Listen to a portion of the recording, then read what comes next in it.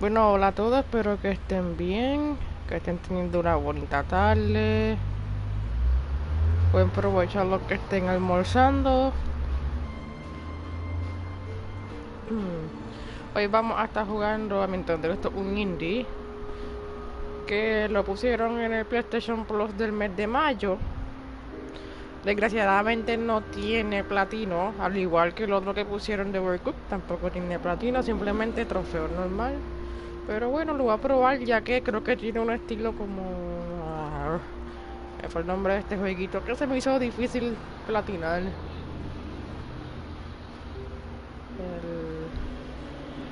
Cuando me acuerde mencionaré cuál es. Sé que lo tuve que empezar como 10 veces porque tenía muchos bugs. Pero es el mismo estilo.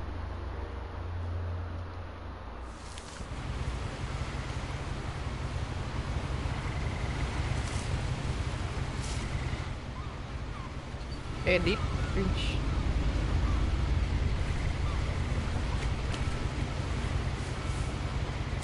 A lot of this isn't going to make sense to you, and I'm sorry about that. I'm just going to start at the beginning, with the house.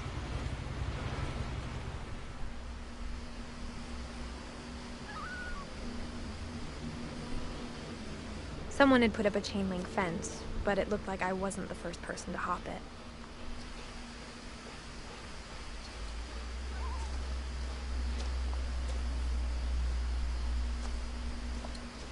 My brother Milton disappeared when I was 4. It was like the house just swallowed him up.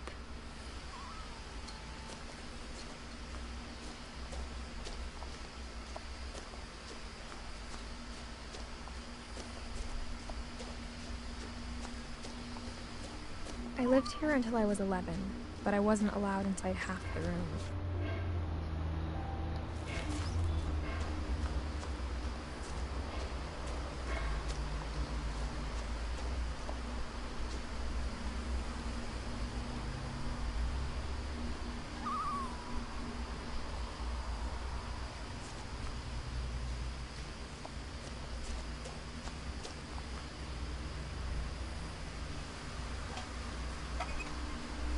Inside the mailbox were bills from 7 years ago, marked urgent, open immediately.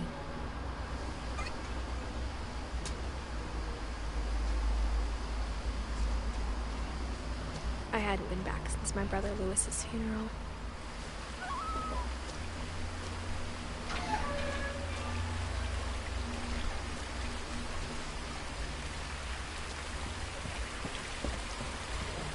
Dios mío, qué lento se mueve este muñeco. My mother muñeco. left me a key, but didn't tell me what it unlocked. Maybe she thought I'd know. Or she thought the mystery would be enough to bring me back.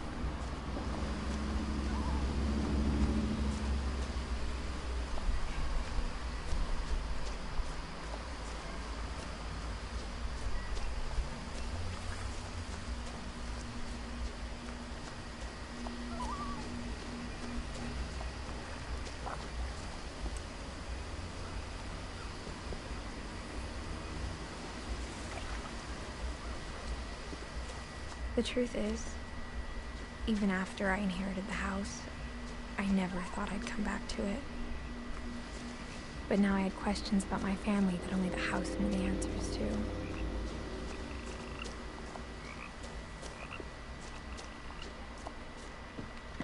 The woods around the house have always been uncomfortably silent, as if they're about to say something but never do.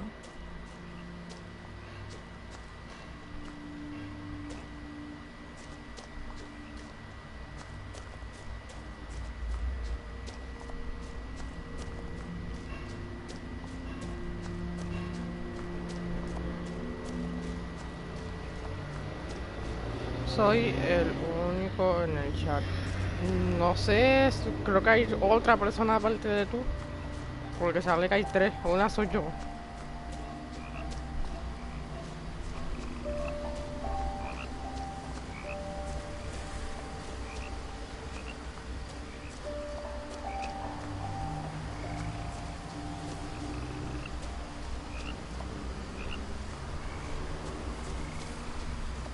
The house was exactly like I remembered it, the way I'd been ¿Qué casa más rara?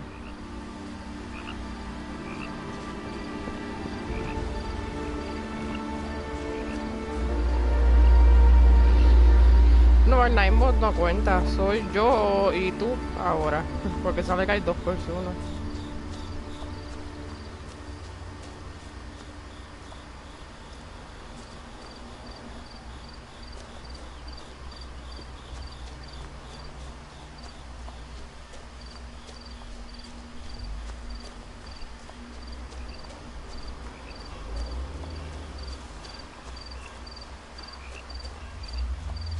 As a child, the house made me uncomfortable in a way I couldn't put into words.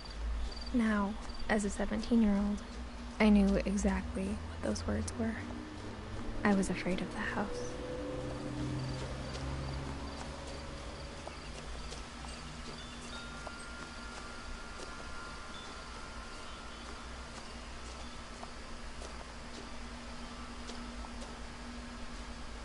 The house felt like it had always been here.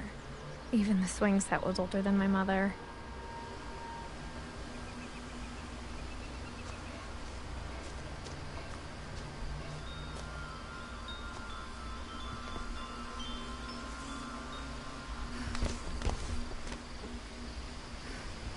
Crawling through the doggy door used to be a lot easier when I was 11.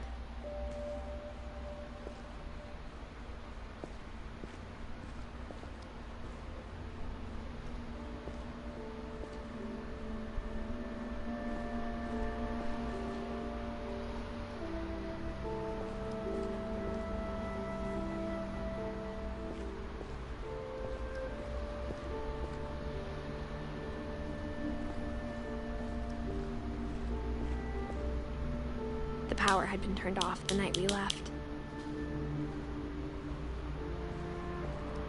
For the first time in years,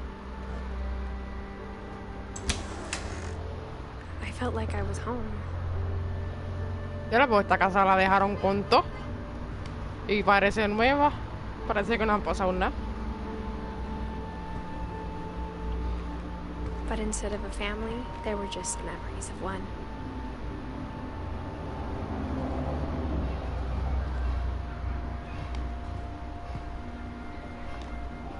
Like how only one restaurant would deliver to our house, so we had Chinese a lot.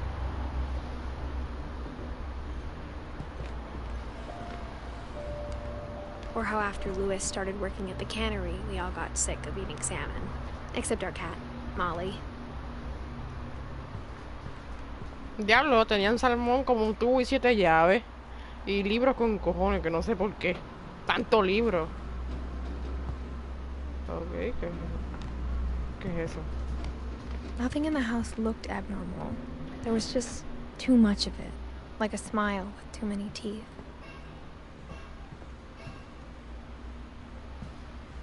My mom wasn't much of an optimist, but she never stopped believing that my brother Milton was alive. A lot of things got left behind in the whirlwind of that last night.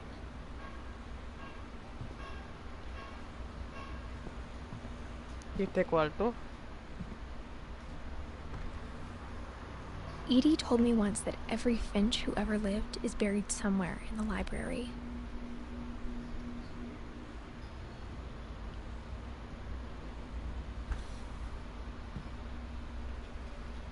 What the fuck con los libros? Y la silla.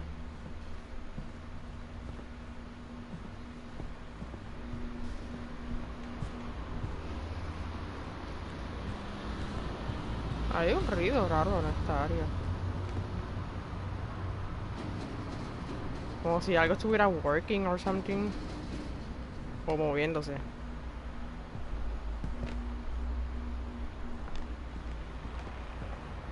Uy, en esta casa hay ruidos raros. The table was still a wreck from the night we left. It was like a bomb had gone off, killing everyone but sparing the furniture.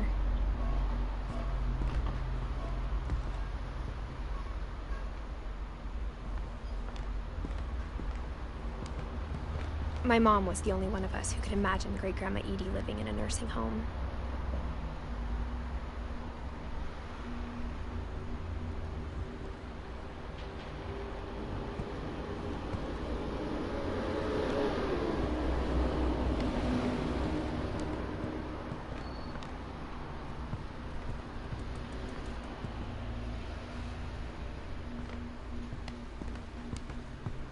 Even the fireplace had a story. Edie told me the bricks came from the original house, after it sank.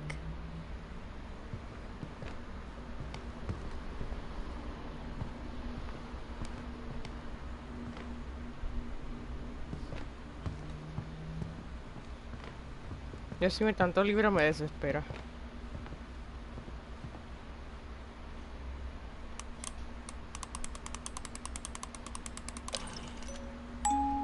Great-Grandpa Sven built a music box for Barbara, along with the rest of the house.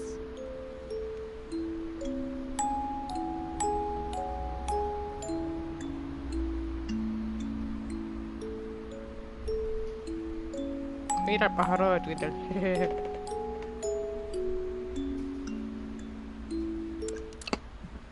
Mom always told me to stay out of the basement, so I wasn't too surprised when the key didn't fit.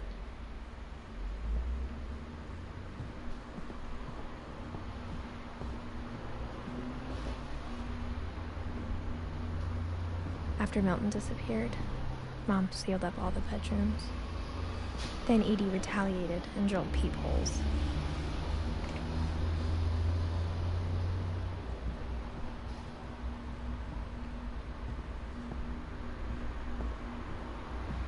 I spent a lot of time playing in Great Uncle Walter's room. I think my mom sometimes regretted not sealing it up. Louis told me there were secret passages, but I never believed him.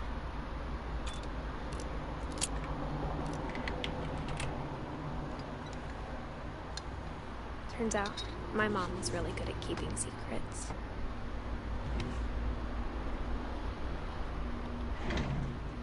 Now it was time to find out what my mom had been afraid of.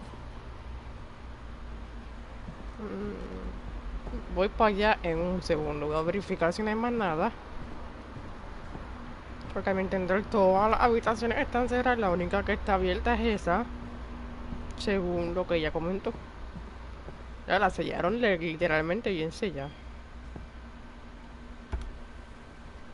The last time I was in Edith Sr.'s room, I was 10 and she was painting my portrait.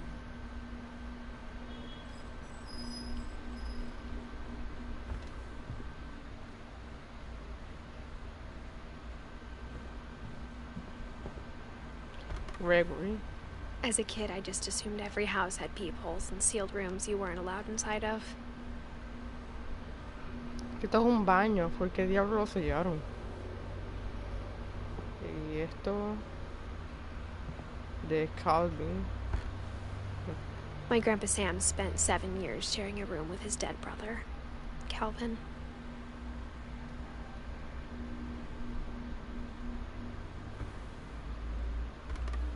No, que te salga.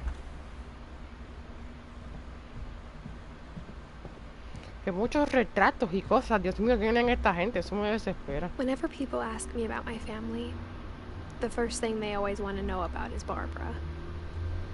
Oh, a mi entender, maybe ellos eran like actors or something bien popular o algo así, porque para tantos libros y tantas porquerías de fotos y cosas y whatever la casa, supongo que entonces eso. Edie's father, Odin, built the original house.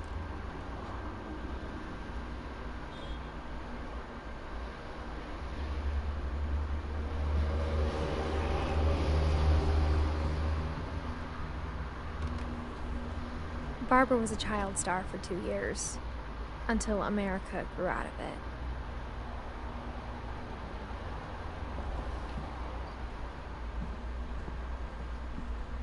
Mom must have locked the 3rd floor stairs on the night we left.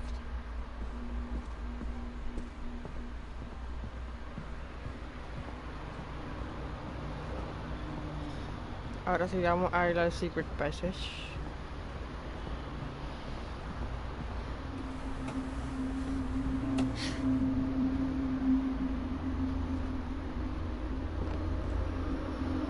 Reading this, maybe it sounds like I had a plan. From the paintings on the wall, it was clear my brother Milton had been here before me.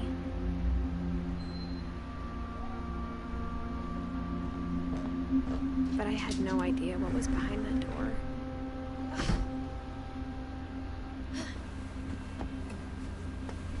Just like I Sí, had no dejaron idea todo where all cerrado. this was No gonna entiendo lead. por qué, porque supuestamente al parecer ellos se fueron por un problema o algo que pasó y se fueron de repente como que rápido, como si hubiera pasado una tragedia y se fueron en mandado. Estaban hasta comiendo y dejaron la comida en la mesa y todo. So, no se sabe qué pasó.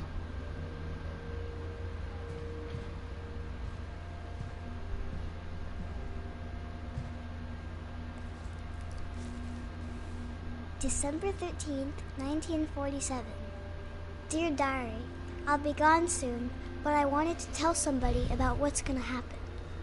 It started when Mom sent me to bed without dinner. I woke up and I was starving, so I looked around for something to eat. The gerbil food was dry, but I didn't mind it.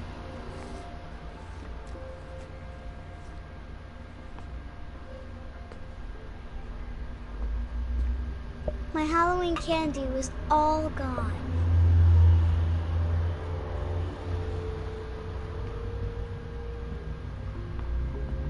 Pececito.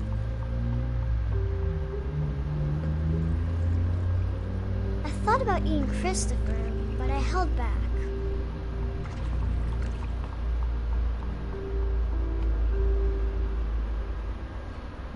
El nombre del pez, Christopher.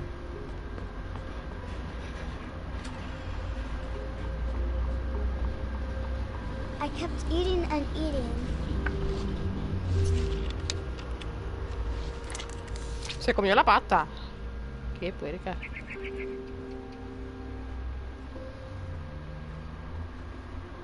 I ate a lot of things that night.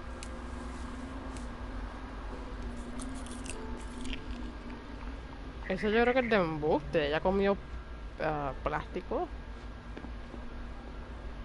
Then I heard chirping outside my window. It was a barn swallow going back to her nest. I reached out for her.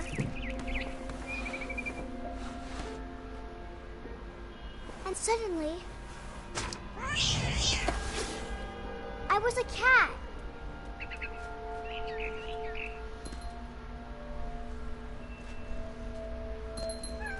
I tried to be quiet, but the bird was really scared. Lol, un gato.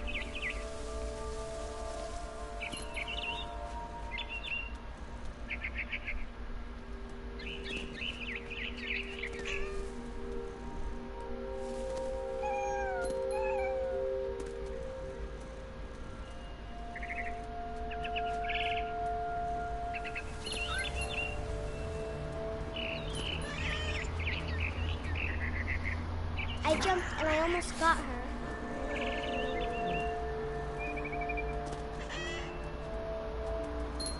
I could tell she was getting really tired. Now I was up in the big tree. I promised Dad I wouldn't climb it anymore. All I cared about was eating that mama bird.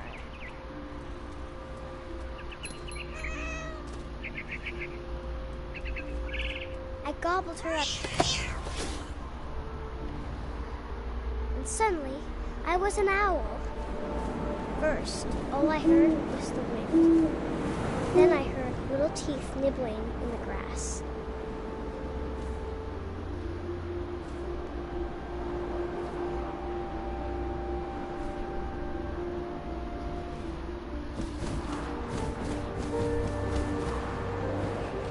Rabbits.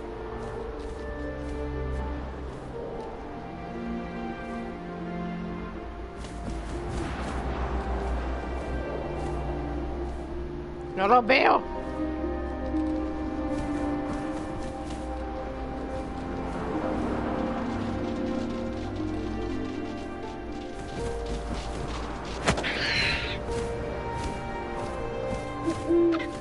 I imagined his face looking up and seeing mine through my talons.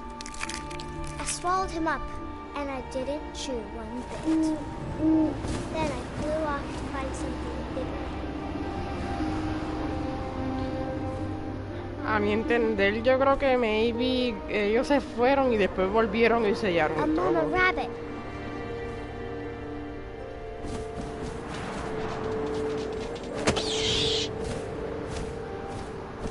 She was almost too big to carry.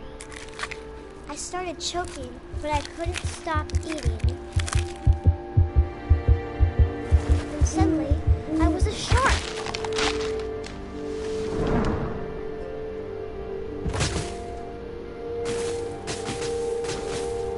What the fuck?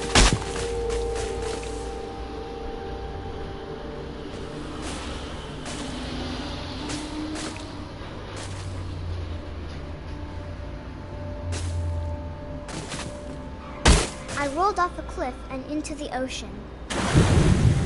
Now, I was hungrier than ever.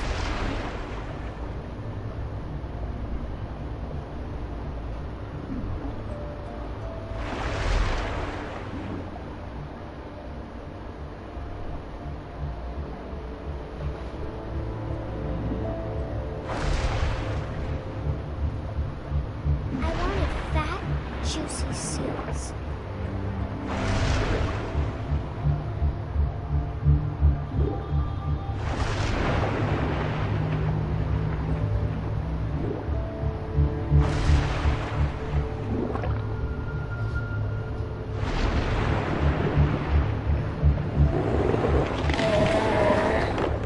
I tore off her flipper, and it tasted really good.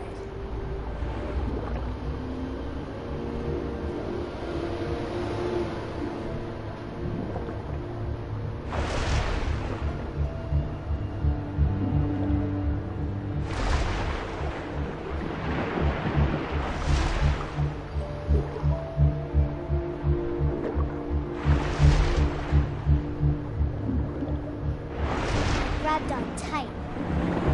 But I was so hungry, I jumped out of the water.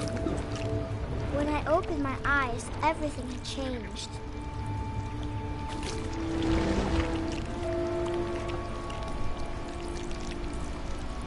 Now I was a monster, and I smelled people everywhere.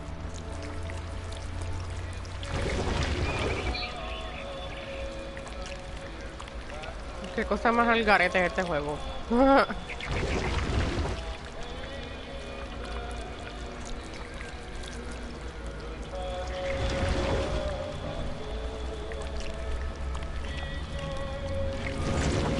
I was big, but I mean real quiet.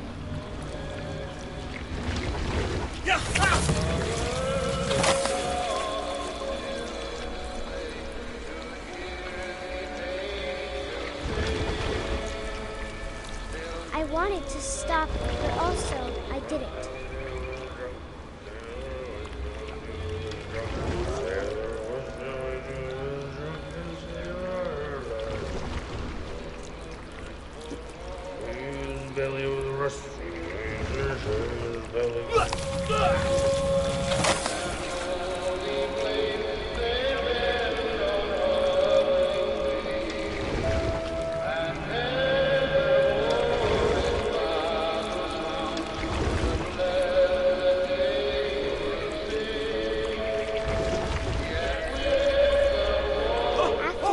Passenger, I was still hungry, and across the water I smelled something I had to have, so I swam towards it.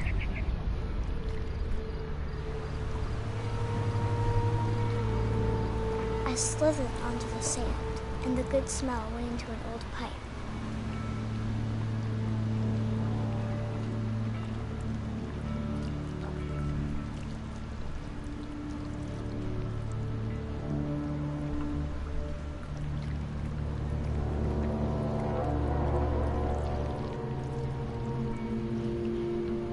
I got closer and closer.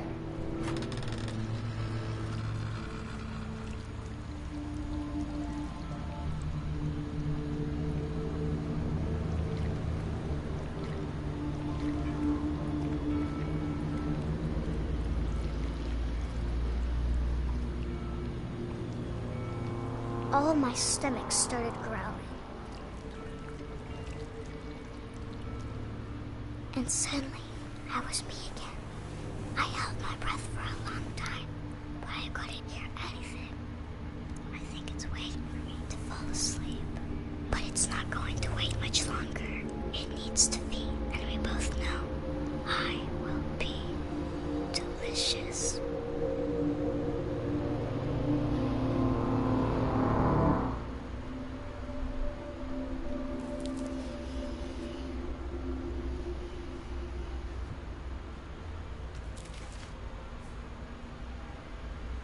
I'm not sure if I believed all of that, but I'm sure Edie would have.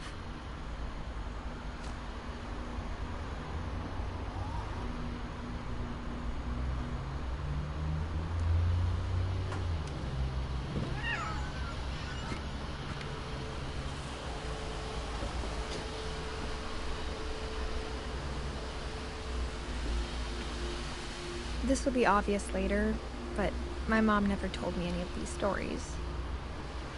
Edie would have, but Mom didn't like bringing up the past. Though, when we adopted a stray kitten, she was the one who named it Molly. I spent a lot of time in Great-Grandma Edie's room.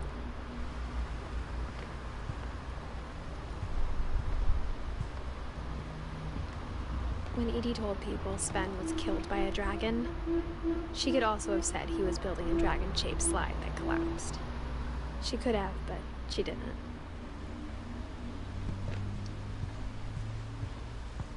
Her room was like a museum. For 500 years, the Finches have been famous throughout Norway for their fortune and misfortune.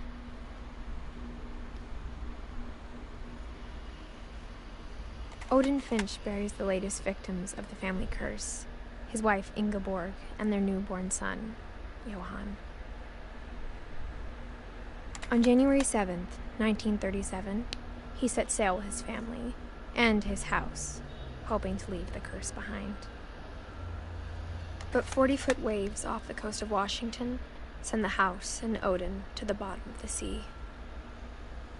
Odin's daughter Edie, with husband Sven and baby Molly, step ashore on their new home, Orcas Island. Odin Finch is the first to be buried in the new family cemetery. His daughter Edie is already dreaming of a new Finch house.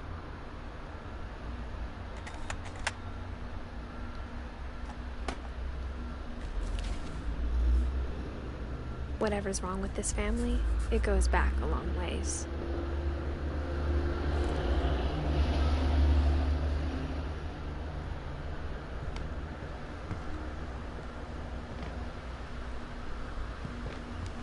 Louis died a week before we left, but Edie had already started Dale, to Enzo, que memorialize descanse. him. Edie knit me a new pair of gloves every year, Nos just in veremos time to después. replace the old ones.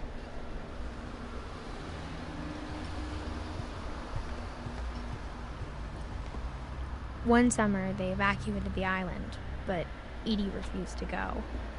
For a few weeks, she was a celebrity.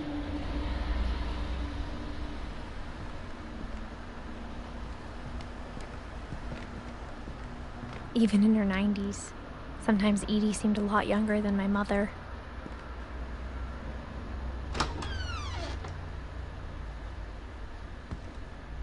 The only trace Grandpa Sam's first wife, Kay, left on the house was the pink bathroom.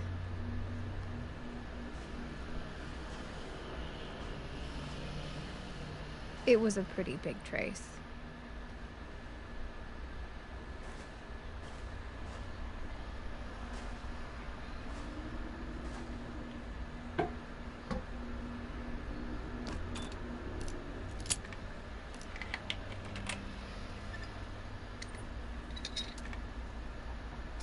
There's a secret in this bathroom. It's in the last place you would look. It isn't in the cupboard. It's hidden in this book.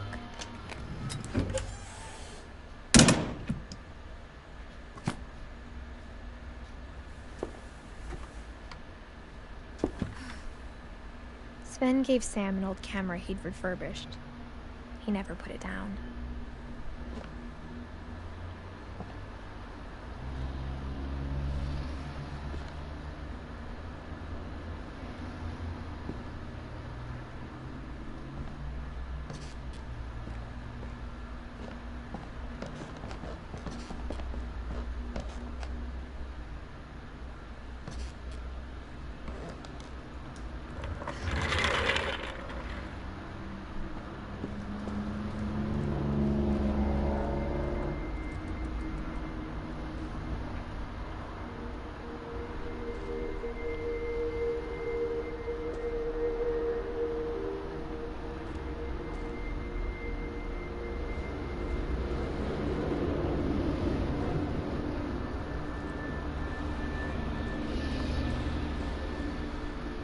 I knew Grandpa Sam had a twin,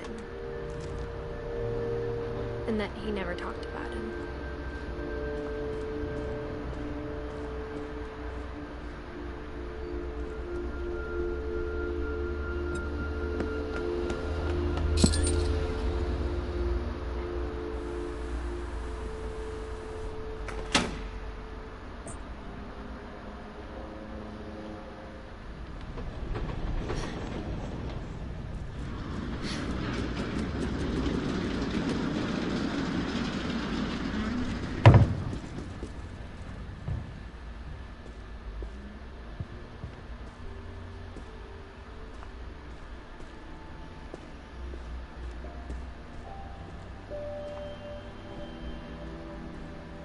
I guess my grandpa didn't like history any more than my mom did.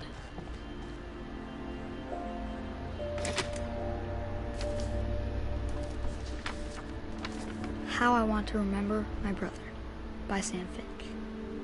The thing I remember is that when he made up his mind, that was it.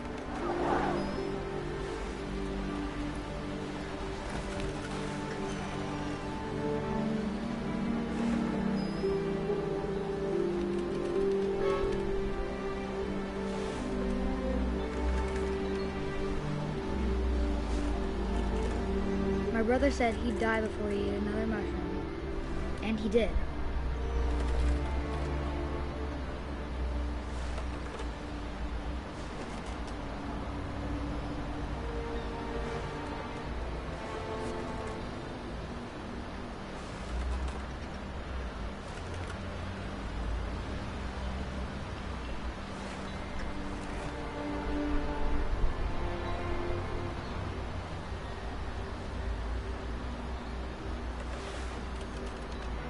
Que me tengo que seguir meciendo aquí.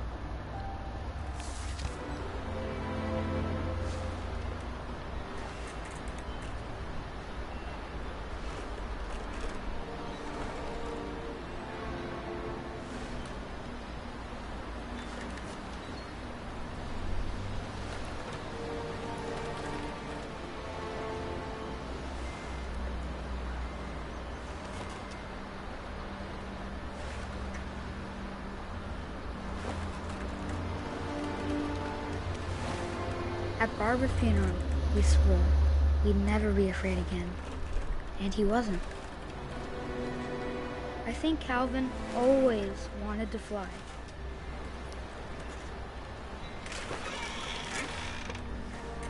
Sam! Calvin! Dinner's ready! Coming! But that day, he finally made up his mind to do it. I told him going around was impossible. Maybe if I hadn't said that.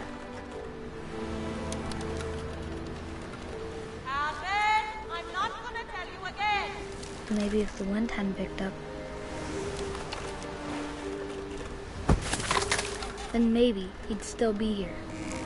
But I doubt it. I think he'd already made up his mind.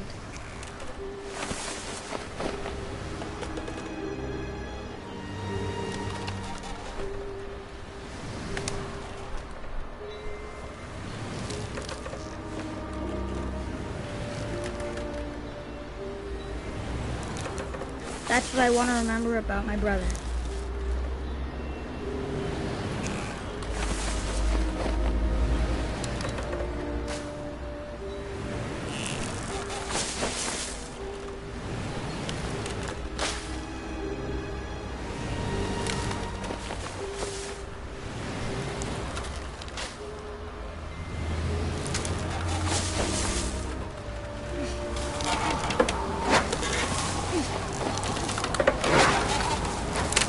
The day he made up his mind to fly, and he did.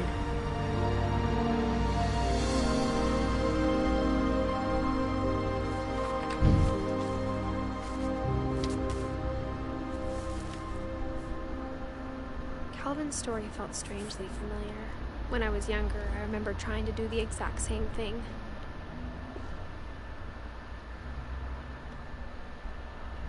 After the funeral, Edie roped off Calvin's half of the room.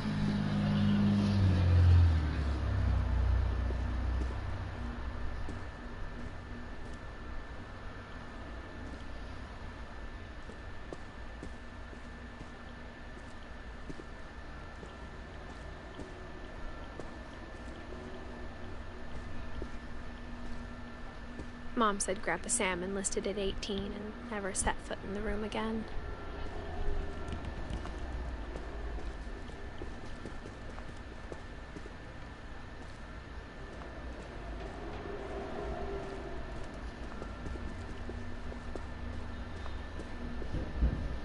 The passages were a pretty tight fit. They'd obviously been built for smaller hands and bellies.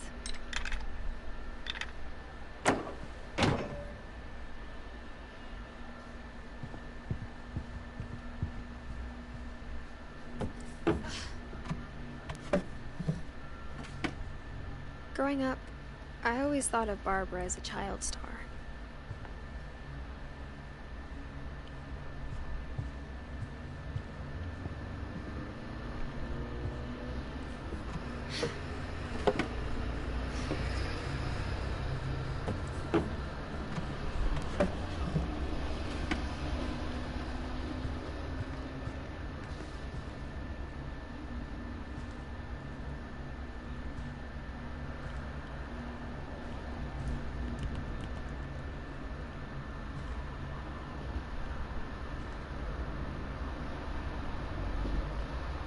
I never thought about how hard it must have been for her afterwards.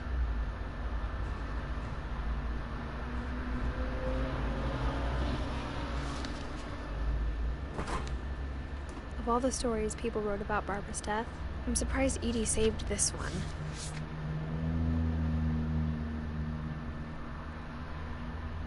Old Jack here with another ghastly tale inspired by America's most unfortunate family. I'm calling it The Surprise Ending of Barbara Finch. As a child star, Barbara was famous for her scream. Now at 16, she was all washed up, a has-been. But in a lucky break, she'd been asked to perform her signature scream at a local convention for monster movie fans. It was just the boost her career needed. Unfortunately, her scream hadn't aged well. Getting better. I think you just need the right motivation.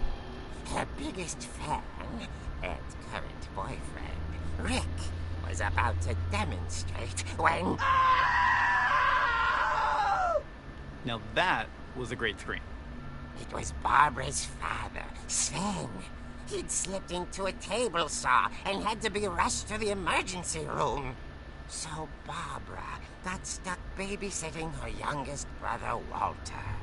Her convention comeback was cancelled. Okay, I'm hearing frustration, but I'm not hearing terror. What if I tried... A gang of hoodlums in Halloween masks have been terrorizing Orca's Island tonight. Police are urging residents to... That came from the basement. You're right! Also, I loved your delivery on that. Why is your basement door locked? Because my dad likes making puzzles and secret passages.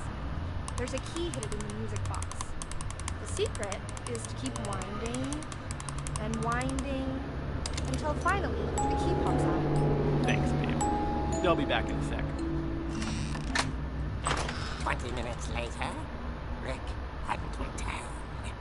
So Barbara went to look for him, right on cue. She reached for the music box.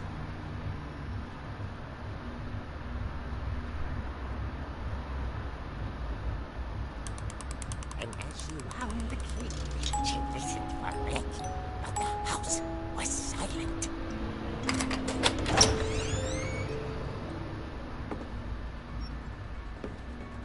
La música que ponen. She found Rick's crutch and imagined the worst.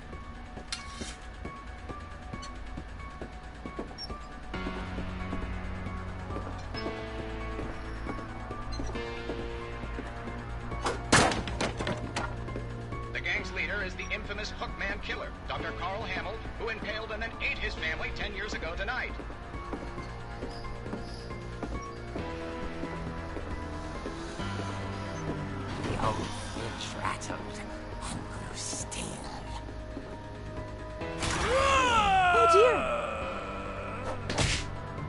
Toma. Oh. Rick? Barb, relax. I was just trying to scare you to help you find your screen. Well, I'm not scared, Rick. I'm furious. Then act furious. All I'm getting from you now is that you're hurt and confused and you're...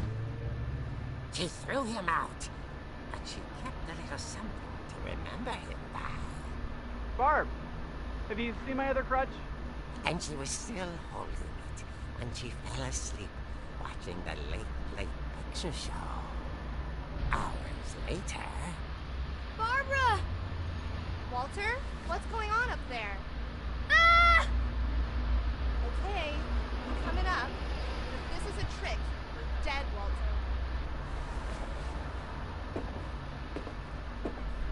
Walter. Otra vez la musiquita.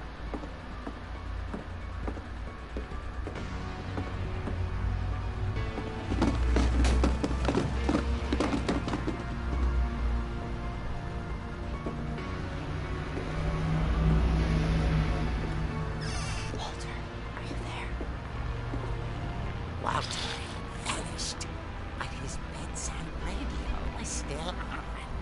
Orcas Island police describe the man as 6 feet tall, with a steel hook for a hand. Residents are urged to lock all doors and windows and notify the police of any suspicious activity. Barbara turned, saw the hook man, and was speechless. He was quite smashing.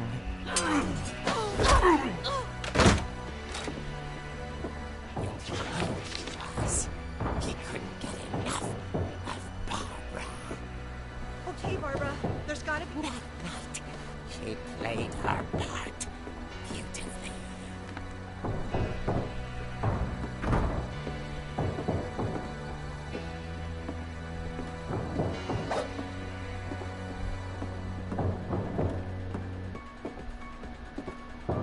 Dios mío, esta música me desespera. She thought about abandoning Walter, but just couldn't do it. Holly's door hadn't been opened in years. The hinges grow.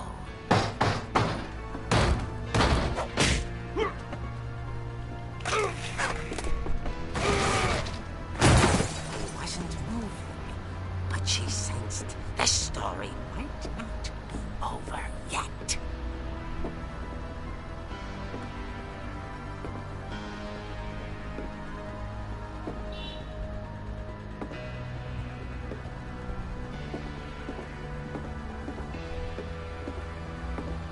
The hookman had vanished. She listened for his breathing, but all she heard was...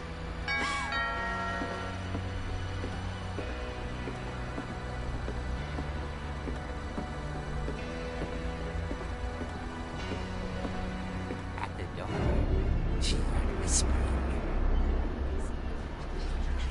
It was coming from inside the house.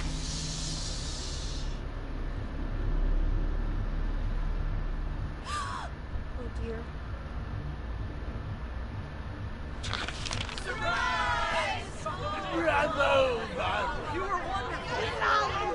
The monsters had come to surprise her. For Barbara, it was a dream come true.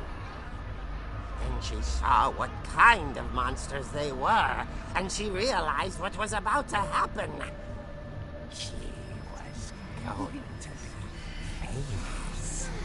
And with her final breath, Barbara Finch gave the performance of her life.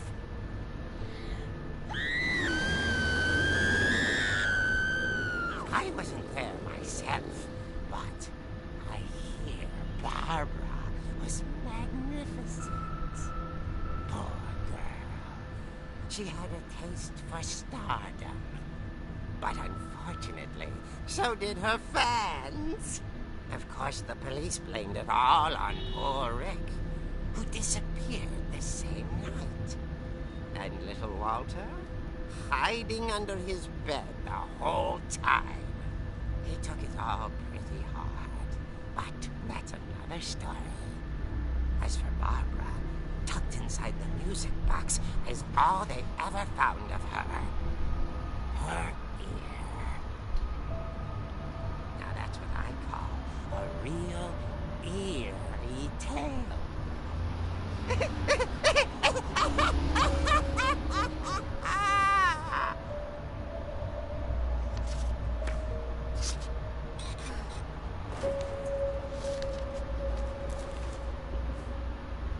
Edie told me all Barbara wanted was to be remembered, as absurd as that comic was. Maybe what Edie saw was a happy ending.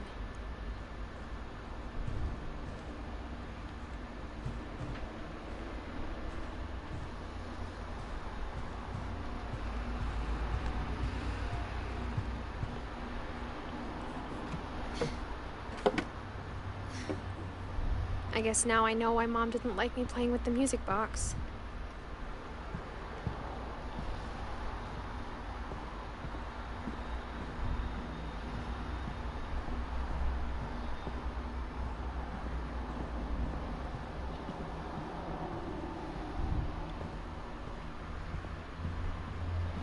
It's funny. All those times I played with the music box and never found the basement key.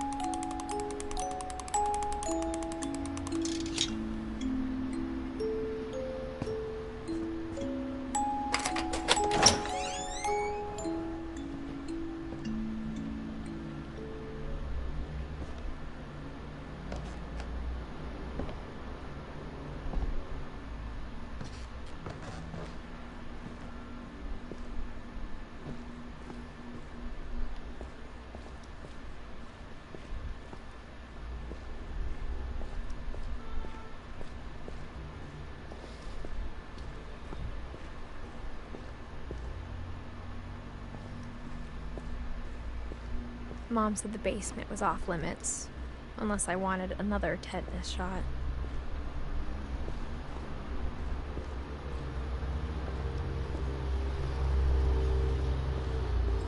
I saw Edie sneak down to the basement once, carrying packages.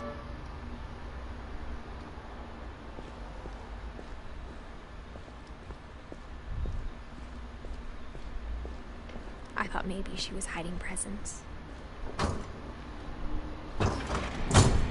It turned out she was hiding a lot more than that.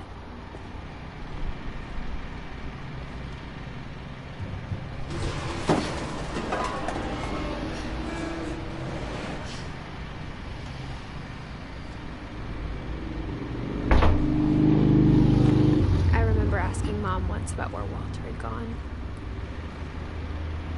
She said after Barbara died, he got as far away as he could.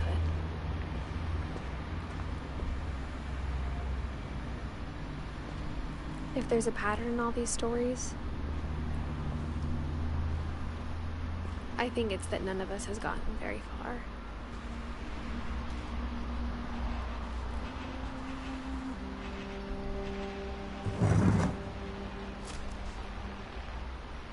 Goodbye, everyone. I can't believe I've been down here for 30 years. On that first day, after the shaking started, I didn't think I'd survive a week.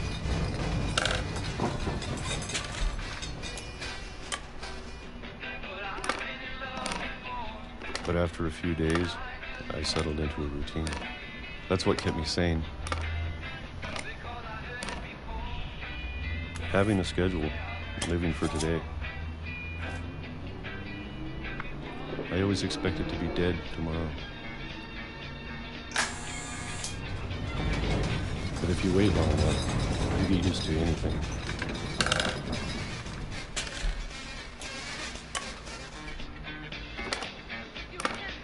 Even a monster on the other side of the door starts to feel normal.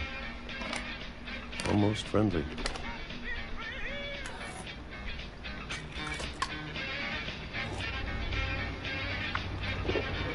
And then one day, everything just stopped. Whatever that thing was, it was gone. Maybe it got tired of waiting. Or maybe I just got tired of being afraid.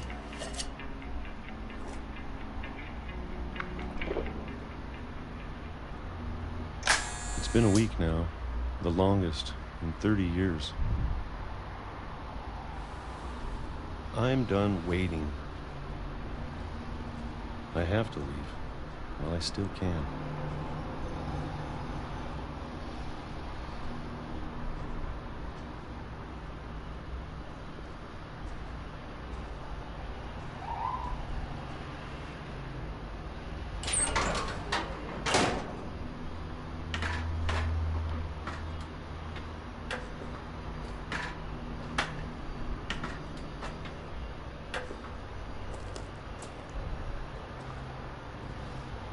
I know it's out there, somewhere. Whatever killed Barbara and Molly and Calvin.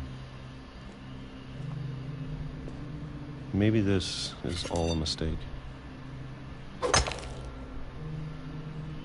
But I need to stop living the same day, even if it kills me. Whatever's out there, I want you to know I'm ready for it. I'm going to appreciate all of it, especially the food. I don't mind if I only have a year left, or a month, or a single week. I'd be happy with one new day. I can already imagine the sun on my face.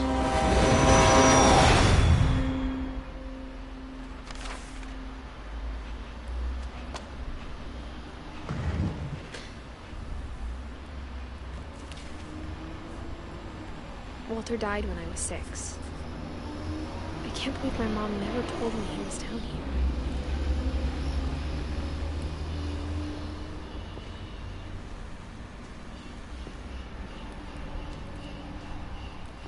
I'm sure my mom was trying to protect me.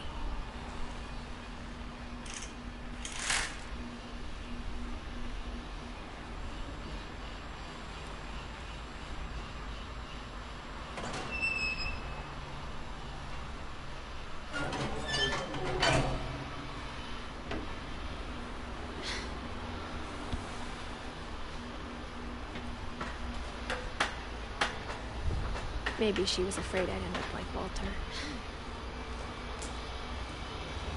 But if she never told me about an uncle under the house, I can only imagine what else she was hiding. I don't want to make the same mistakes she made.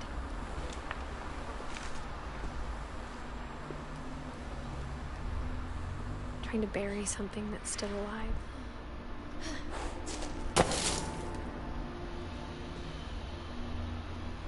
Now that there's only one of us left, or maybe 2, I thought it was time I heard the stories for myself and found out what happened to everyone else. But now I'm worried the stories themselves might be the problem. Maybe we believed so much in a family curse, we made it real.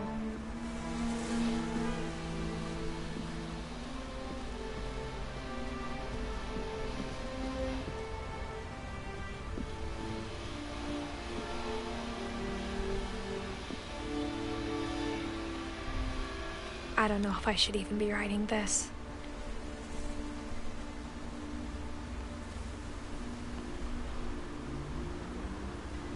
Maybe it'd be better if all this just died with me.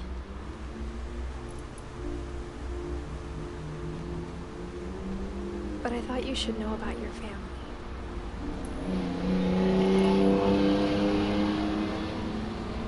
And the history you're a part of. To be honest, I feel as lost as you probably do right now.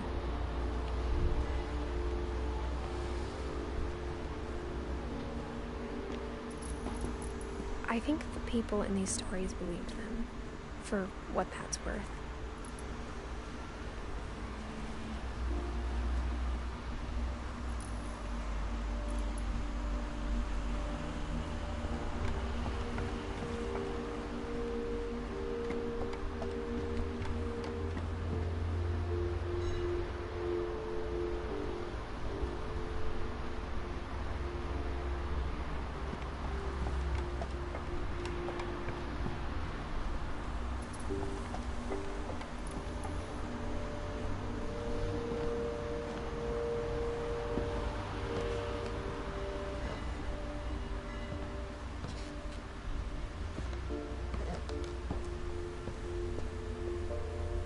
When you look at the house, that history of imagination and stubbornness and madness, any of it seems possible.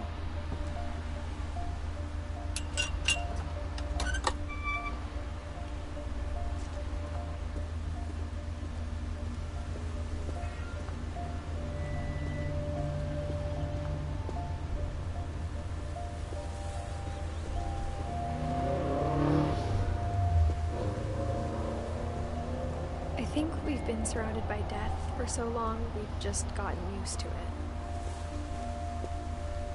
What kind of family finishes building a cemetery before starting the house?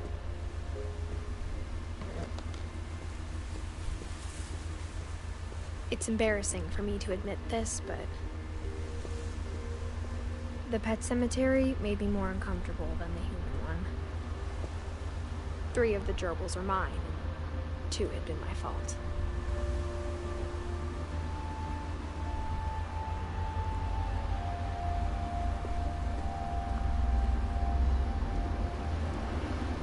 Sven built the house, but it was Edie who designed the cemetery.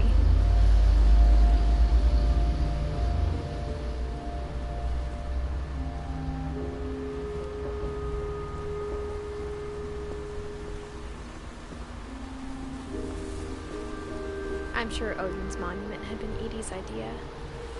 My mom was always trying to move on, but for Edie, the past never went away.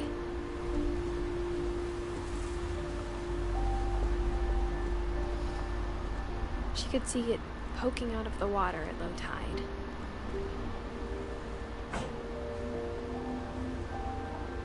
Edie said she dreamed about the old house every night.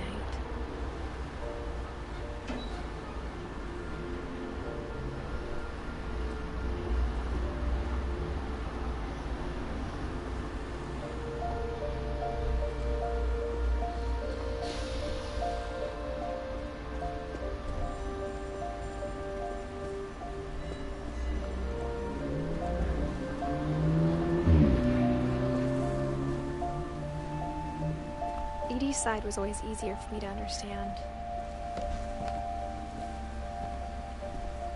But the older I get, the more I can see where my mom was coming from.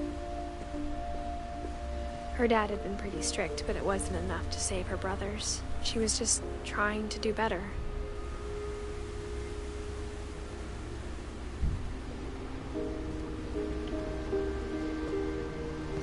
She lost 2 of her brothers, just like I did. I get why she tried so hard to protect us. We never found Milton's body, so my mom insisted we were putting up a monument, not a tombstone.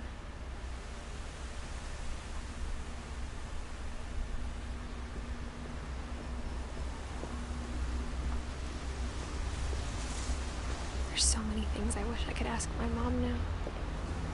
Part of me thinks this is what she wanted all along. For me to come back someday and find everything out for myself.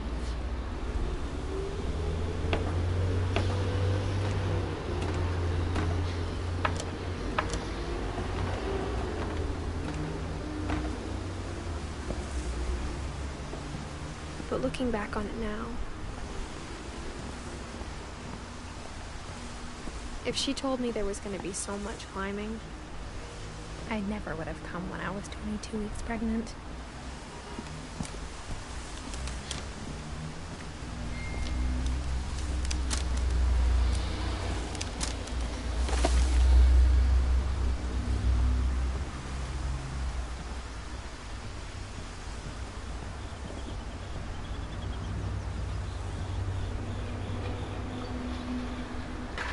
I never met Grandpa Sam, but I think he and my mom had a lot in common.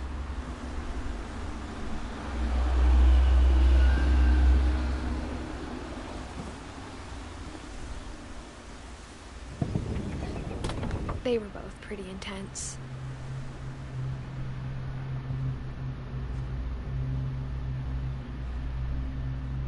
Sam spent his life shooting photos, but Mom said he got nervous being in front of the camera. I guess we're all afraid of something.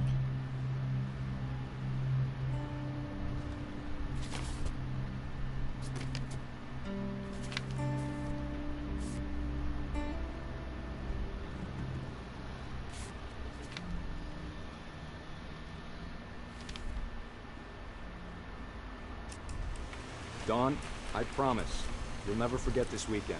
Yes, sir. These memories are gonna last a lifetime. Hmm? Perfect. Am I gonna have to shoot anything? It's gonna rain the whole weekend, isn't it? I will never forget this weekend, Dad. That's the spirit. Smile, Dawn. Okay, got it. I'm gonna take some pictures, okay? Just be careful. The camera's older than you are. Hey! That's a keeper. Definitely should not have drunk all that coffee. I'm just saying, I'm not always gonna be here, Don. You'll need to remember this stuff, if you want to survive. I'll be fine, Dad. Dad! Good eyes, Don.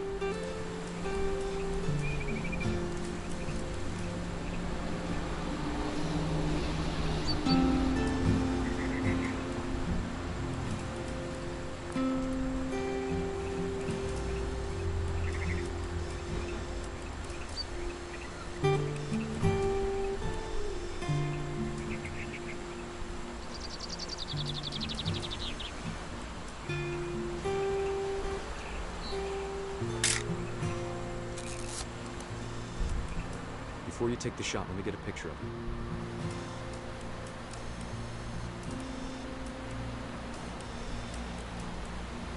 Dad, I... Just breathe. Turn off your imagination. Focus on your target.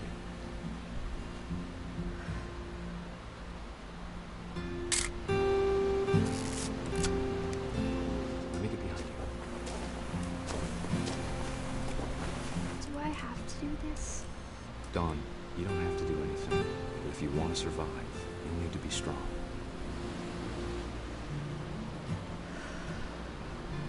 Now keep yourself squared up, elbows down, like we practiced, whenever you're ready.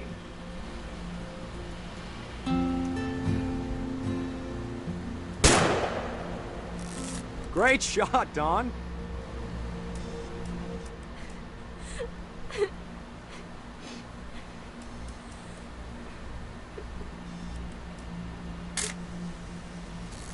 I'm proud of you, Dawn. Always remember that, okay?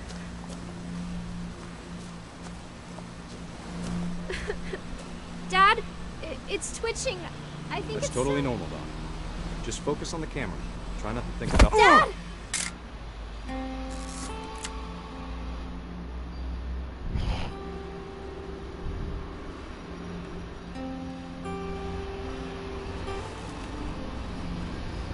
Of all these stories, that's the one I wish most that my mom had told me.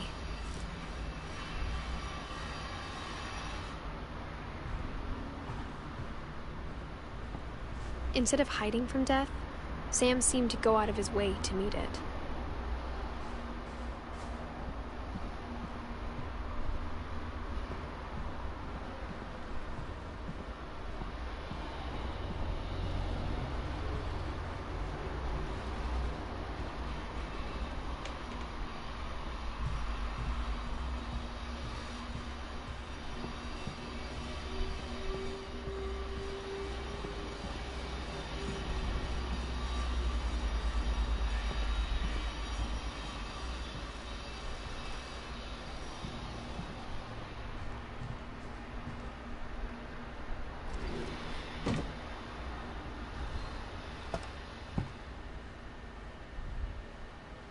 No era que volviera a salir.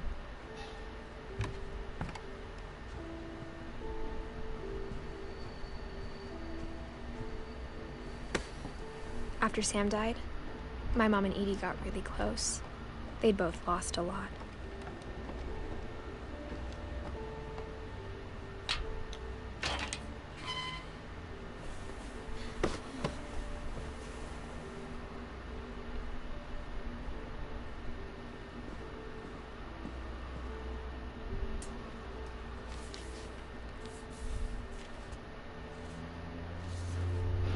Dear Kay, do you remember the way Gregory used to laugh when he thought he was alone? Like something funny was happening, but only he could see it. Gracias por suscribirse. Perdón, Trash Gamer TV. Se aprecia un montón. I think he saw things the rest of us don't.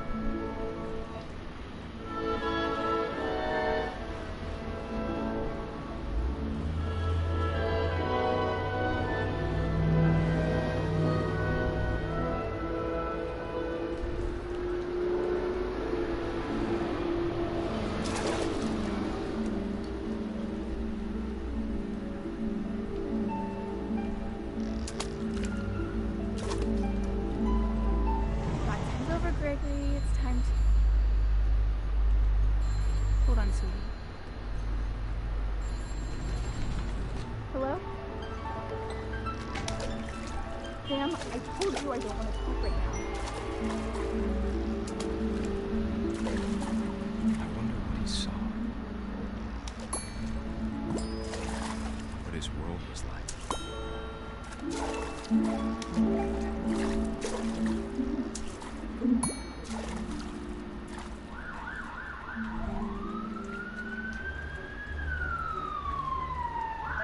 So much of Calvin. Lost in his imagination. Whatever it was, he saw.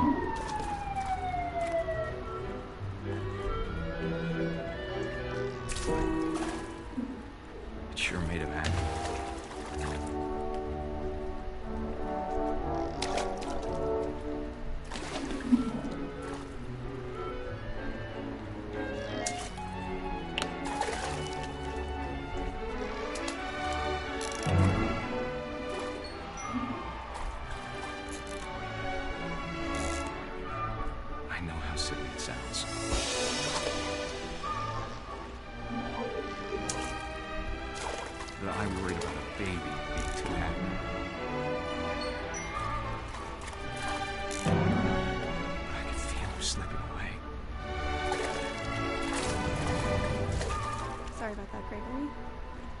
I know you did everything you could. Maybe if I hadn't called that night.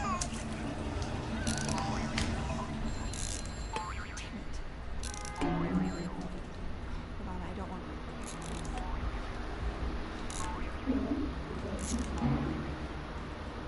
I wish you could have told us about the woman we saw.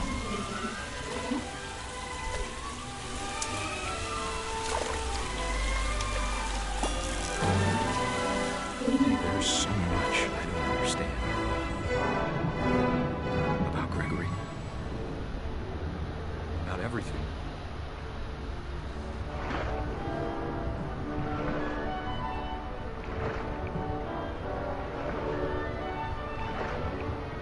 But I know what happened wasn't your fault.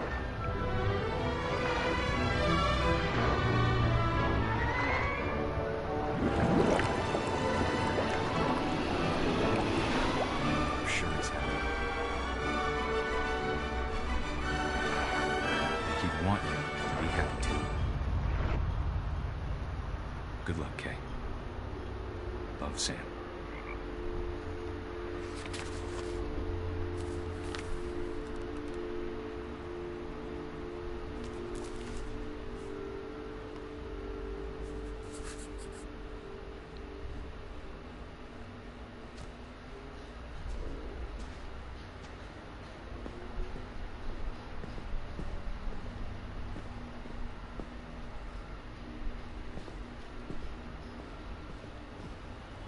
I can't imagine my mom ever writing poetry, and yet... A poem for Gus, who always said the wedding was a bad idea.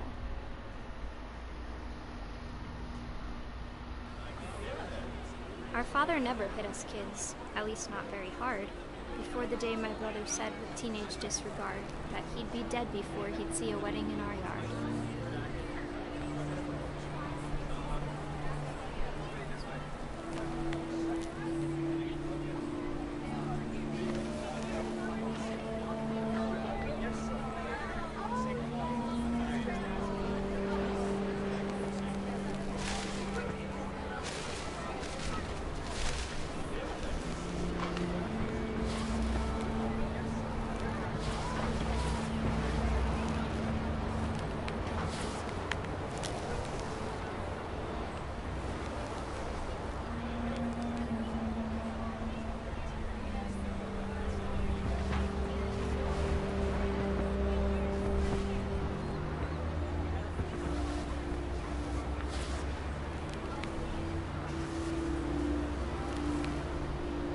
Father made him come, of course, but Gus stood far apart, just flew his kite and bottled up the storm inside his heart.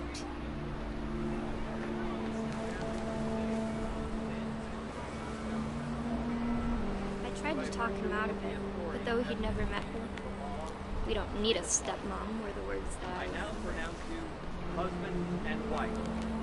Make him cry.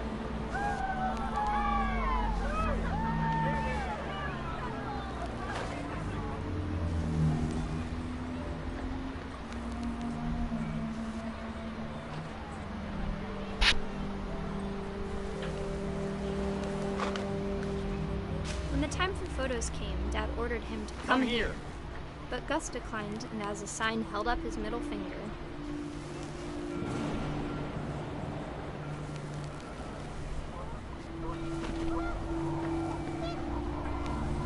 The wind picked up, and panicked geese appeared and quickly went. But all the humans did that day was go inside the tent.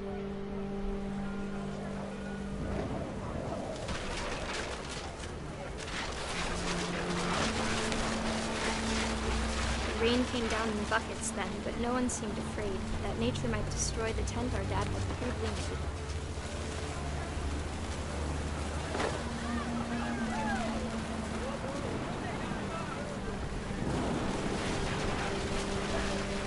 The thunder sounded much too close and full of angry power. But all my father said to this was, "Make the music louder."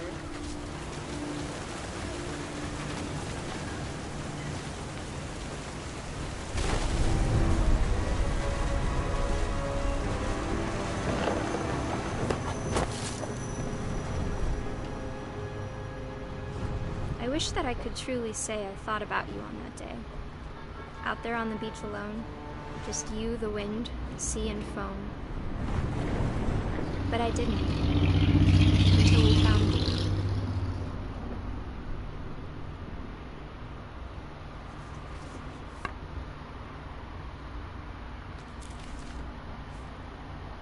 She never talked about him, but Mom told me once if I was a boy, they were going to name me Gus.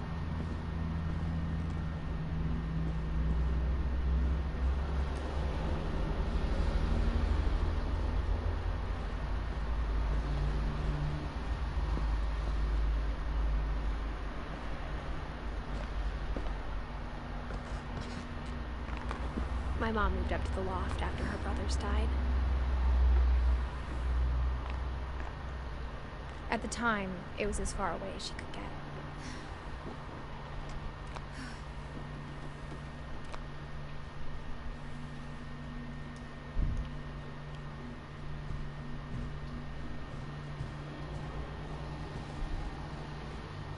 She spent a summer building houses in Calcutta, where she met my dad, Sanjay.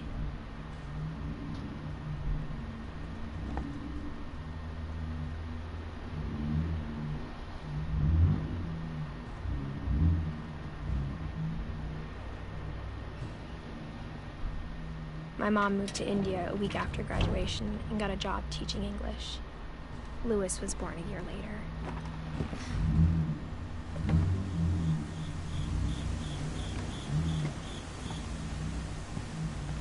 When my dad died, I don't think Mom knew where else to go. I'm sure Edie was happy to have her back. And to see kids in the house again.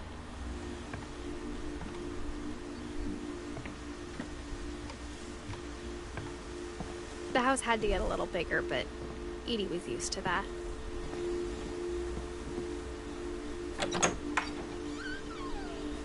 And for a while, things were good. Almost normal. But it didn't last.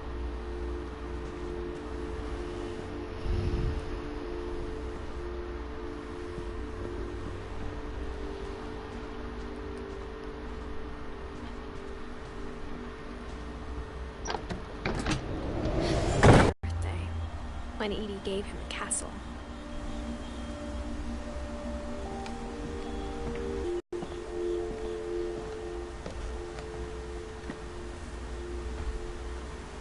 After Milton disappeared, the only thing he left behind was a room full of paintings.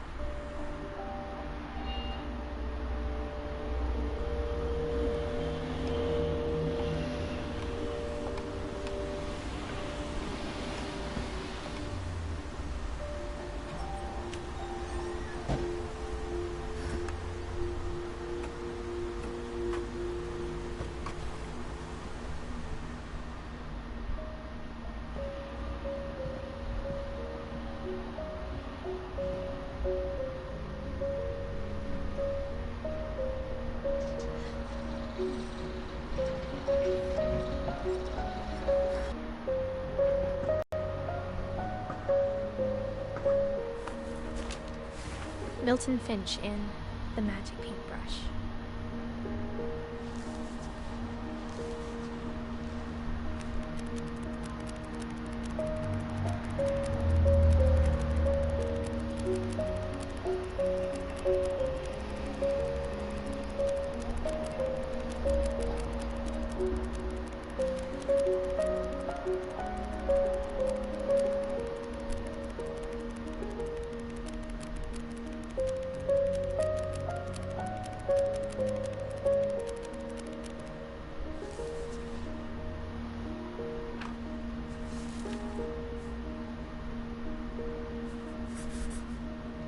I was 4 when Milton disappeared.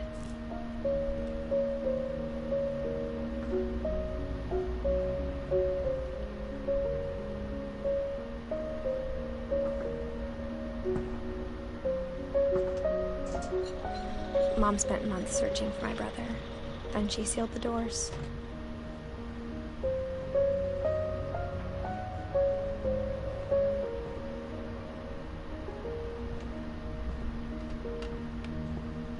Whatever Milton had found in the house, Mom didn't want it getting out.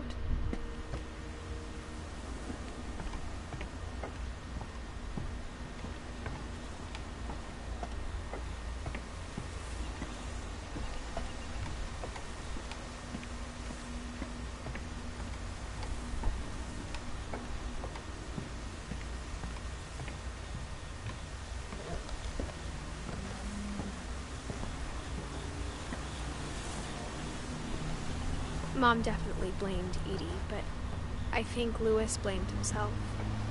After he graduated, he just spent more and more time in his room, until Mom got him a job at the cannery.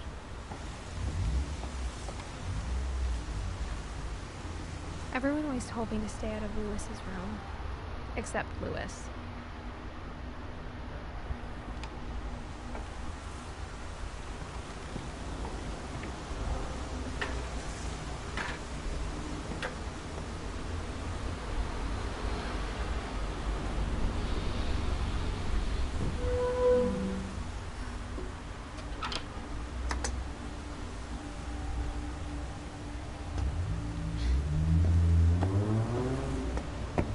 Louis's room smelled very, very good.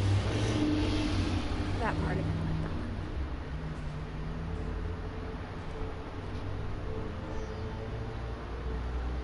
Louis and I spent a lot of time playing games together, but he was surprisingly bad at them. He died a lot.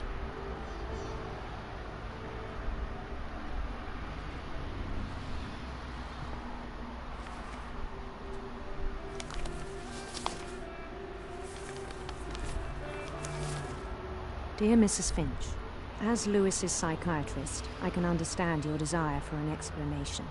As I see it, the trouble began in January. shortly after we convinced your son to seek treatment for substance abuse. Newly sober, I believe Lewis first noticed the monotony of his daily life.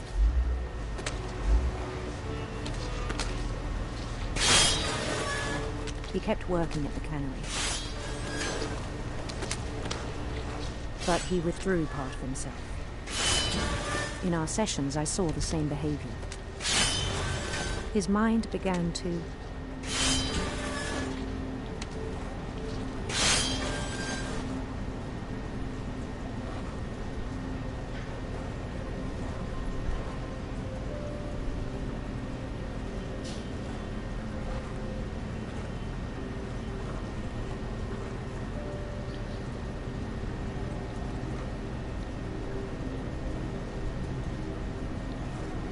wander.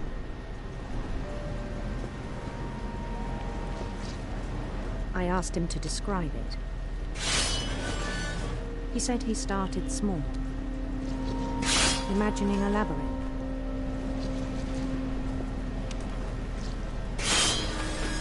He'd feel his way about. Then something moved. Bats. And toads.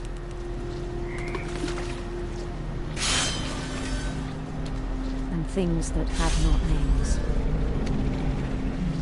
He knew it was all in his head.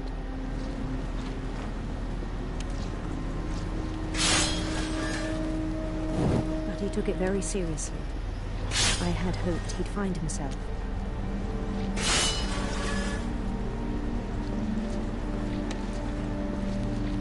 But he found something more. I worried about him then. Daydreaming at the cannery.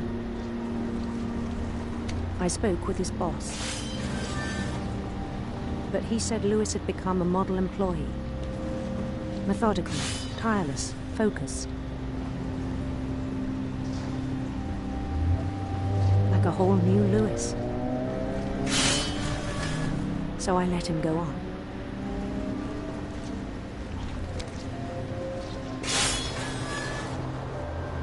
I even encouraged him. It seemed very promising at first. He told me he'd made a new friend.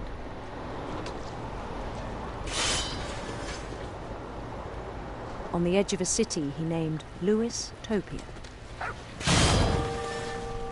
He built the city up slowly, brick by brick. Then he made musicians.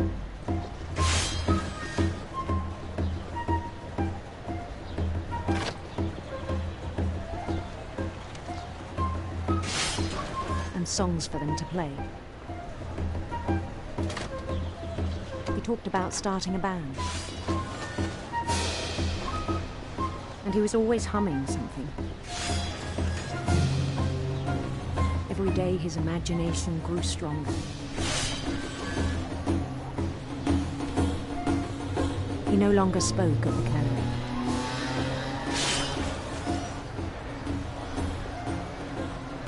But his chopping was as reliable as ever. Then one day it struck him that all the cheering crowds, even the stones under his feet, were all in his imagination, so he could do whatever he wished.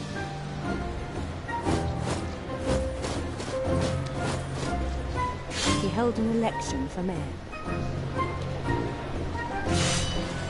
And he won.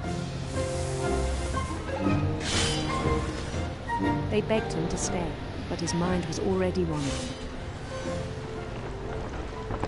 It became a game for him.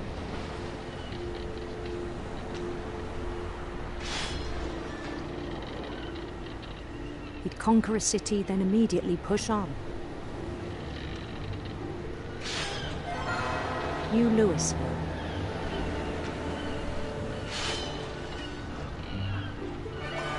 St. Louis. He started drifting away from our reality.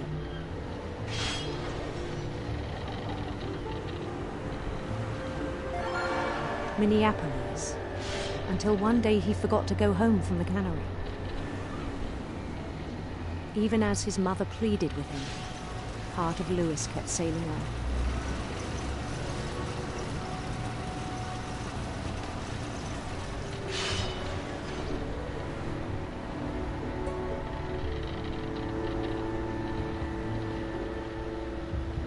In Louisburg, he heard rumors of a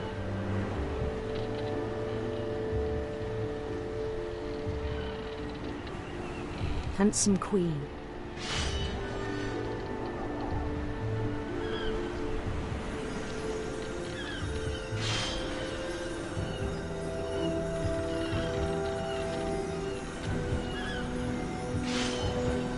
The queen was on her own quest for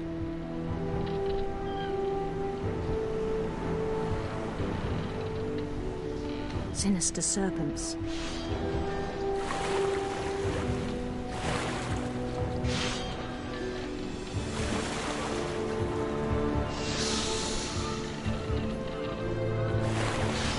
He followed the sound of her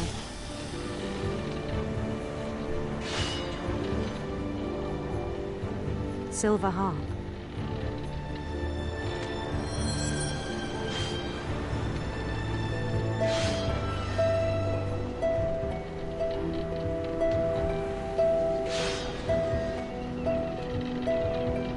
His chase led him to a golden palace east of the sun and west of the moon. Even then, his logic remained sound.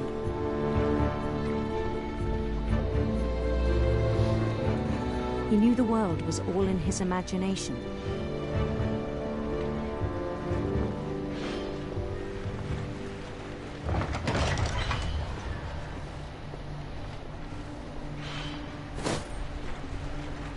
But he was so proud of having created it. In his own eyes, he'd become something greater than a king.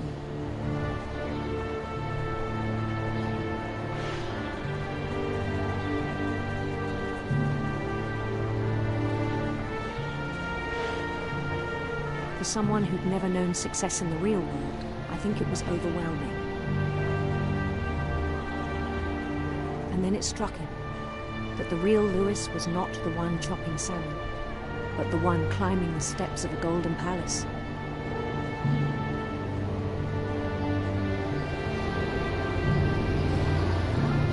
My imagination is as real as my body, he told me. It was hard to argue with him.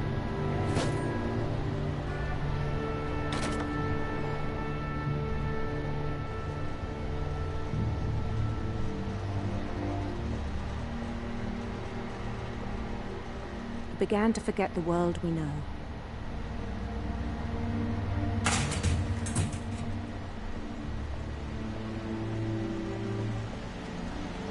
I think it pained him to remember Louis, the cannery worker.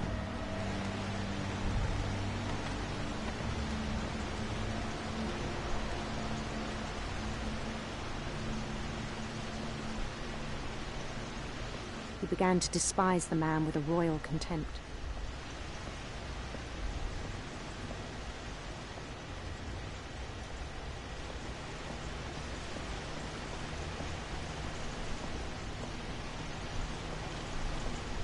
I still thought I could save him. Even after he said he was being crowned king over all the lands of wonder. The palace would be packed with his companions.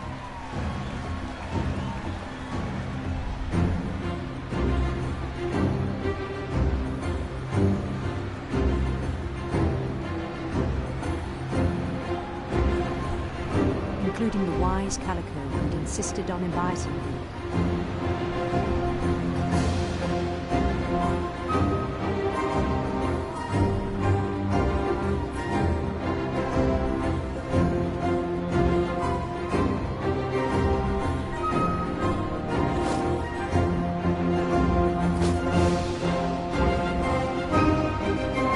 His queen waited, holding his crown.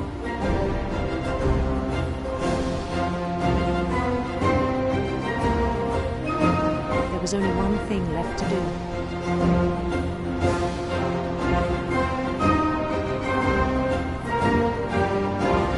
Bend down his head.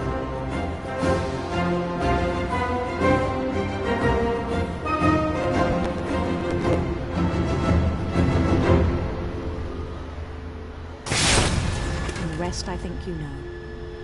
Mrs. Finch, your son was a kind man who will be missed by all of us who knew him.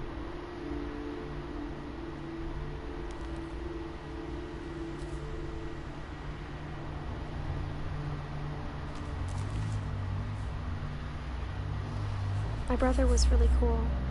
I wish you could have met him.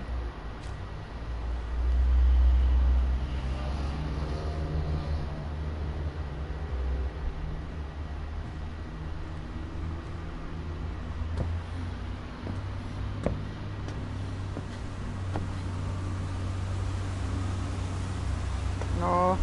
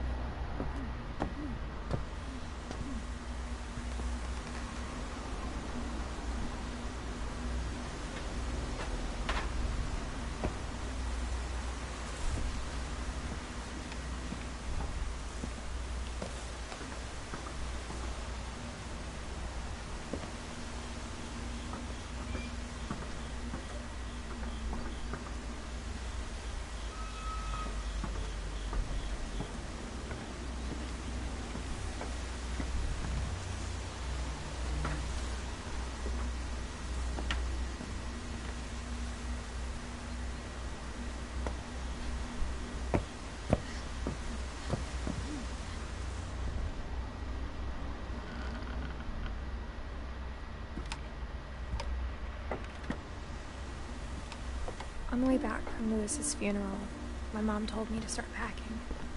She waited until the day before we left to tell Edie. I'm not sure if she wanted to make it easier or harder.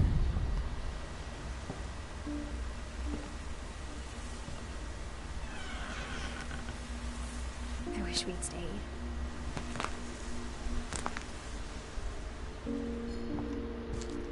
But I understand why we left.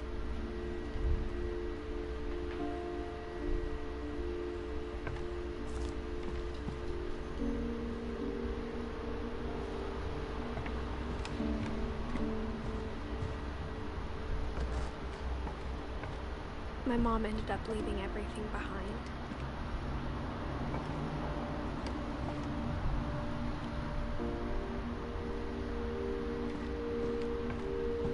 What happened that night had been coming for a long time. Maybe it should have come sooner.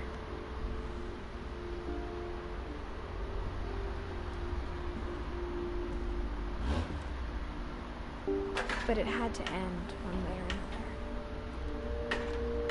All that's left now is to tell you about that last night.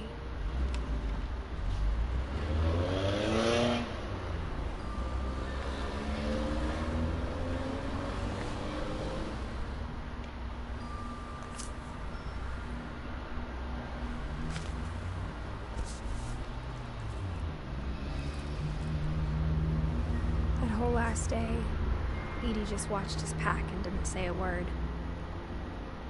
Until supper, when she raised her glass and said, "To our final night together, and all our final nights apart." Grandma, you know what I said about alcohol. Some of your medications are very Edith, specific. I left a present for you in the hallway. Why don't you go open it? The grown-ups have to argue now. I'm sorry, you're right. We're all leaving tomorrow. Let's just enjoy our last... I'm not leaving.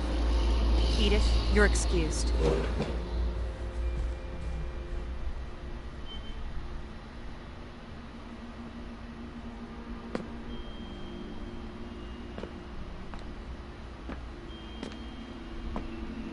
The power had been shut off that morning, but Edie always had plenty of candles. When my mom sealed the library, I don't think she knew about the other entrance. Or that Edie had a key to it.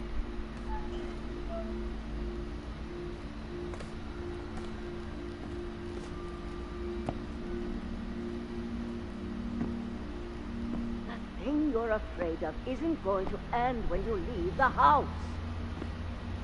Edith has a right to know these stories. My children are dead because of your story. I think it's best if Edith and I leave tonight. We'll have the nursing home send a van for you in the morning. Okay?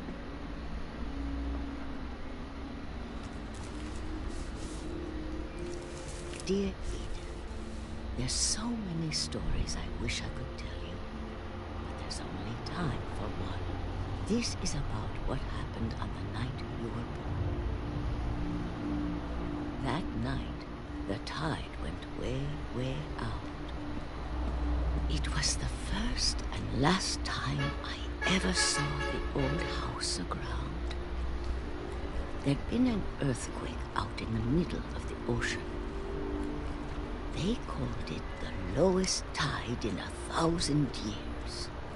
God, it smelled awful. No, I've seen that house every day of my life.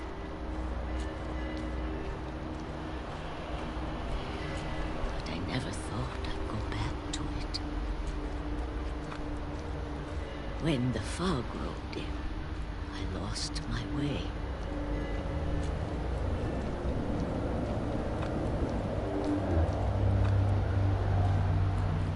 I got turned around.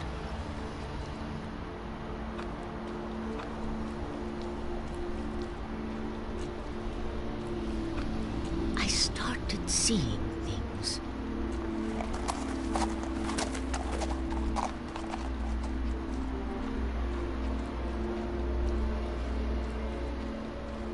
Things I'd forgotten had ever existed.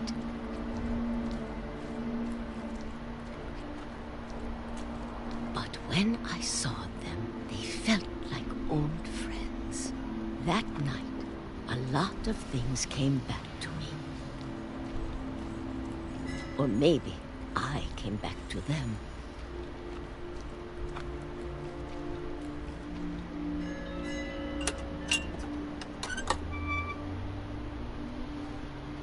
Things I can't explain, but that I need you to try and... Edith, what are you doing in here? It's mine. Edith! Mom, you're gonna rip it. Let go. I kicked and screamed, but Mom dragged me to the car. I never saw Great-Grandma Edie again. The next morning, the van came to pick her up, but she was already gone. After that, we moved around a lot.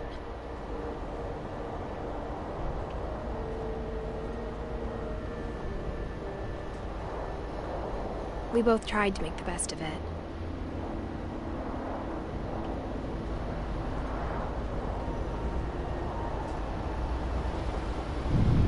A few years went by.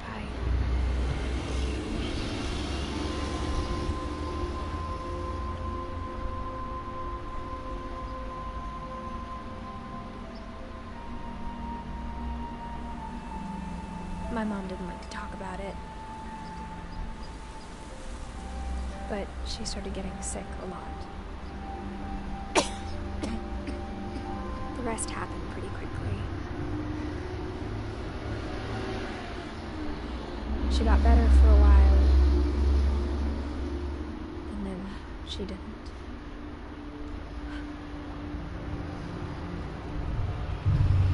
And then I was alone.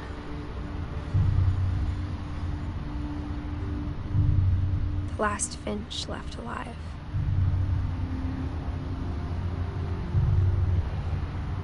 Until I found out about you. I'm still not sure what to tell you about all this. If we lived forever, maybe we'd have time to understand things. But as it is, I think the best we can do is try to open our eyes. And appreciate how strange and brief all of this is. This journal was supposed to be for you. But now I hope you'll never see it. I just want to meet you and tell you all these stories myself. But I guess if you're reading this now, things didn't work out that way.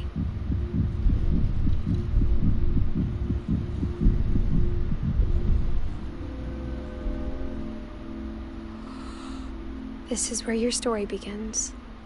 I'm sorry I won't be there to see it. It's a lot to ask, but I don't want you to be sad that I'm gone. I want you to be amazed that any of us ever had a chance to be here at all. Good luck.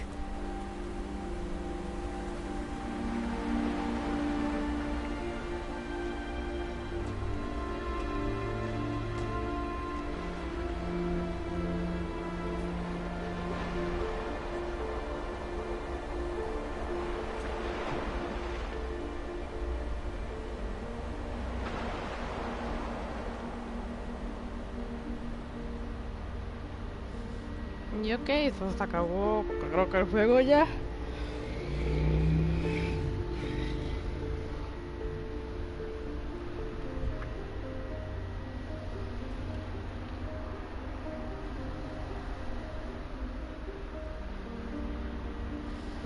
So, a mi entender, el juego lo que trata es de Edith, como se llama ella, contándole la historia de lo que pasó a su hijo, que como quien dice fue el último French, whatever, y prácticamente todos los Flinch murieron por cosas bien trágicas. So, prácticamente lo que cuenta es sobre cómo qué le pasó a cada persona, cómo murieron y qué le pasó a su familia. So, todo eso sobre la historia de la familia de los Finch, prácticamente. Que en realidad no es un juego como que bien puzzle ni nada, simplemente pues historia. Que no está nada mal, está interesante. No sé si de casualidad me perdí algún personaje, pero creo que lo hice casi todo.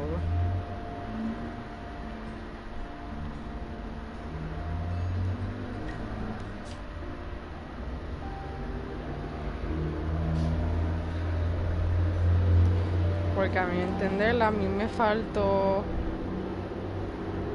Dawn, me faltó Eddie y creo que más ninguno. La opción repetir una historia ya está disponible. Selecciona a Eddie para jugar desde el principio.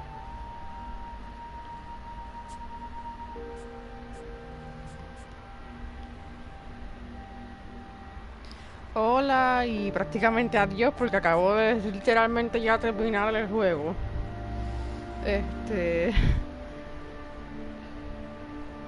Si desean pueden, los que están entrando pueden pues repetir el directo cuando lo acabe, para que puedan ver cómo es el juego y de qué se trata.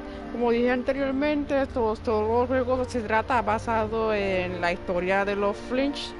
O sea, te van contando, según tú vas encontrando información sobre cómo murieron y qué le pasó en la vida de cada uno de los Flinch. Se supone que tú como protagonista eres Edith Finch, o sea, la nena. Y entonces eventualmente tú le pasas la historia que la está contando a tu hijo. El cual no sé cómo se llama, creo que es Ben. Creo, no sé.